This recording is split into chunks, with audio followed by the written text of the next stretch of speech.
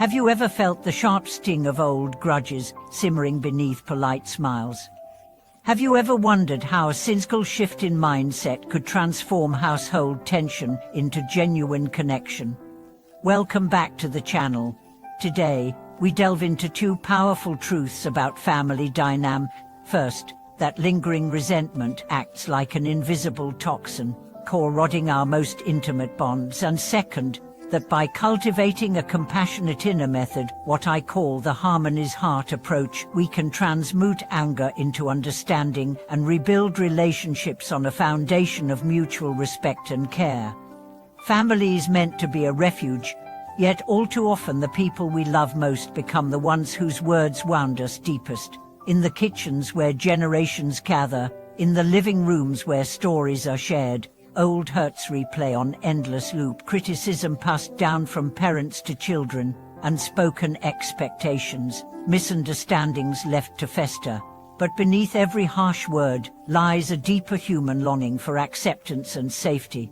When we learn to recognize the hidden pain fueling our own reactions and the fears driving our loved ones, we open the door to true reconciliation.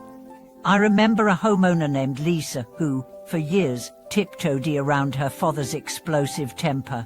Dinner conversations were brief and guarded, as though she were balancing on glass shards. One evening, after another sharp exchange, Lisa retreated to her room and asked herself, "What is my father really afraid of?" In the hush of her own heart, she heard a fragile whisper, "I am not seen, I am still judged." Armed with that insight, she approached her father the next day, not with defense but with genuine curiosity. "Dad, I sense you're worried about how I'm doing in life. Could you tell me more?" He paused, confusion on his face, then exhaled a long-held sigh. For the first time in years, he spoke openly about his own regrets and hopes. In that moment, Lisa felt the walls between them soften, and a new chapter of honest communication began. This Harmony's Heart method rests on three simple pivots that anyone can practice. Firstly, pause before reacting, allow the heat of resentment to cool. Secondly, seek the story beneath the conflict, listen for the pain behind the words. And thirdly, respond with empathy, speak the language of caring even in disagreement. Over time, these small shifts become habits of grace, transforming every family gathering into an opportunity for deeper connection rather than a minefield of old wounds. In the coming reflections, we'll journey through stories of siblings who turned rivalry into teamwork, of parents who rediscovered respect for adult children, and of couples who rebuilt trust after years of silence. We'll explore guided practices to calm the storm of emotion at its source, to reframe criticism as an invitation for dialogue, and to weave simple rituals of appreciation into daily life. Along the way, you'll find that the moments of tension once dreaded can become gateways to healing, each conflict an invitation to practice compassion. In the soft light of an ordinary Sunday afternoon, family dynamics often reveal their most stubborn patterns. I recall visiting a home where three generations lived under one roof: grandparents, parents, and children, weaving past grievances into every interaction. The grandmother's well-intentioned advice felt like criticism to her daughter, who then snapped at her own child, for no obvious reason. In the hush of that living room, I invited them to try a simple exercise. Each person would share one thing they appreciated about someone else, without explaining or defending. As Grandma praised her granddaughter's generosity, her daughter's shoulders relaxed for the first time in weeks. The cycle of resentment gave way to a chain of gratitude, and the space between them brightened like dawn breaking through fog. Often, the root of familial discord lies in unspoken boundaries. When we fail to express our needs, "I need quiet time after work," or "I prefer to be asked before someone uses my things," we accumulate silent resentment. As in one household I worked with, a teenage son felt stifled by his mother's constant check-ins, while she believed her inquiries were expressions of care. Their solution emerged when each crafted a personal care agreement, a few lines they could both agree on, such as "I will text if I plan to stay out late," and "You can knock before entering my room." This clear pact didn't diminish their affection, it channeled it into respectful rituals that honored both freedom and connection. In more strained relationships, where old wounds run deep, it can help to envision a shared future rather than rehash the past. A brother and sister, long estranged after inheriting a family business, found themselves at odds over leadership roles. Rather than revisiting every slight, they were guided to picture the company 5 years from now, what values they wanted to uphold, what legacy they hoped to leave. As they spoke of service to employees and community, their personal grievances drifted to the background. They realized that their true common ground was not profit or power, but the well-being of those who depended on them. In that moment, their joint vision became a bridge spanning years of bitterness.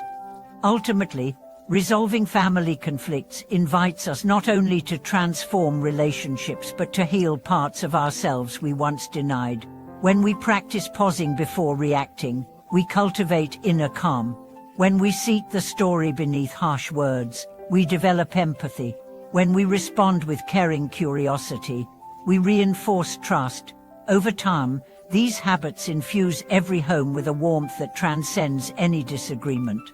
The Harmony's Heart method is not a quick fix, but a way of being, an ongoing commitment to hold our loved ones and ourselves with gentle presence. As seasons shift and children grow into their own lives, the landscape of family relationships transforms. What once felt like the solid ground of childhood home can become unfamiliar territory, prompting both excitement and unease. I remember counseling a couple whose daughter left for college, leaving behind an empty nest that felt too quiet, too big.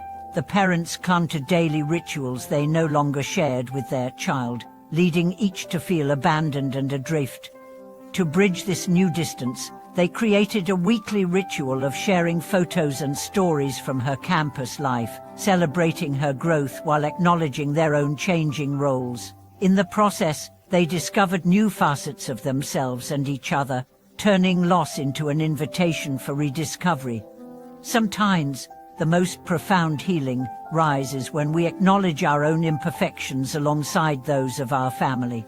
In a family business plagued by perfectionistic pressure, the father's unrelenting standards had sown anxiety in his sons. The younger son struggled with fear of failure, and the elder son began avoiding taking on responsibility altogether. In a courageous moment, the father candidly shared his own childhood fears of letting his own father down, revealing the origins of his high expectations. As his vulnerability surfaced, the brothers felt permission to admit their own anxieties. That admission became the seed of compassion. The father learned to guide his sons with patience, and the brothers began supporting one another rather than competing. In revealing our human struggles, we give our loved ones permission to step out of the shadows of shame and into the light of mutual understanding. At times, extended family gatherings can feel like navigating a labyrinth of opinions and old rivalries. Holidays, intended to unite, may instead magnify differences: politics, parenting styles, inherited family dramas. In one large clan, uncles and aunts argued endlessly over past inheritances and perceived slights. The turning point came when a young cousin suggested a collective project, creating a family recipe book. Each member contributed a favorite dish, along with a brief memory of cooking or sharing it. As they compiled stories and recipes, Grandma's dumplings, Uncle Mark's Saturday morning pancakes, Cousin Sarah's vegan lasagne, old grievances melted into shared laughter. The project reminded everyone that their common heritage was richer and more nourishing than any past conflict. In every example, the key lies in approaching tension as a portal rather than a pitfall.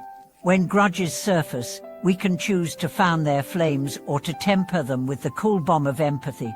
When expectations collide, we can dig in our heels or open a dialogue about evolving needs. The Harmony's Heart method offers a path back to unity, one step at a time, one conversation at a time, one shared ritual at a time.